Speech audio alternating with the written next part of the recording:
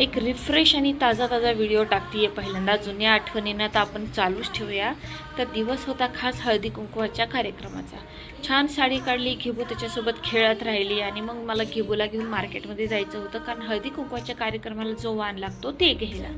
मग वाण घेऊन आल्यानंतर संध्याकाळी मी मस्त पहिल्यांदा तयार झाले. खूप दिवसानंतर स्वतःसाठी वेळ काढला आणि घेबूला समजावत होते, मम्मा लवकर येते, तू छान पप्पासोबत खेळ बरे आणि अजिबात रडू नकोस.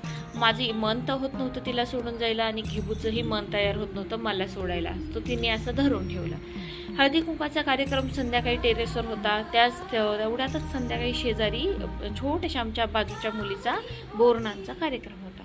तो मी अटेंड केला पहिल्यांदाच आणि खूप छान वाटलं आणि मला हे मनामध्ये थोडंसं छानही वाटलं की पुढच्या वर्षी आपल्या घेबूचं पण असंच बोरनान करू. आणि मग असं करून बोरनान झाल्यावर संध्याकाळी टेरेसवर आलो आणि चला हळदी कुंकवाची तयारी बघा. छान सर्व छोटी छोटी रांगोळी काढून सगळ्यांनी आपापले वाण तिथे मांडले होते. थोडंसं स्नॅक्स वगैरे आणलं होतं, ते मांडून सगळ्याजणी खाली बसून वाट बघत होत्या कार्यक्रम सुरू होण्याचा. आणि असं म्हणत म्हणत सर्वांनी केलेला हा पहिला हळदी कुंकवाचा सामूहिक बिल्डिंगमधला कार्यक्रम. मी मात्र व्हिडिओ काढत काढत हातामध्ये जे जे वाण देईल ते साचवत होते आणि मग मी सर्वांना वाण देऊन छोटे छोटे व्हिडिओ कलेक्ट केले.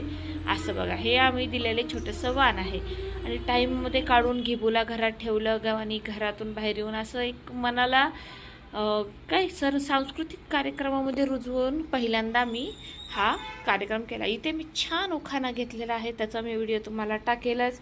आणि मग पळत येऊन घरात येऊन संध्याकाळी घेबूला उचललं, तिचा लाड केला. आणि तुम्हाला कसा वाटला आजचा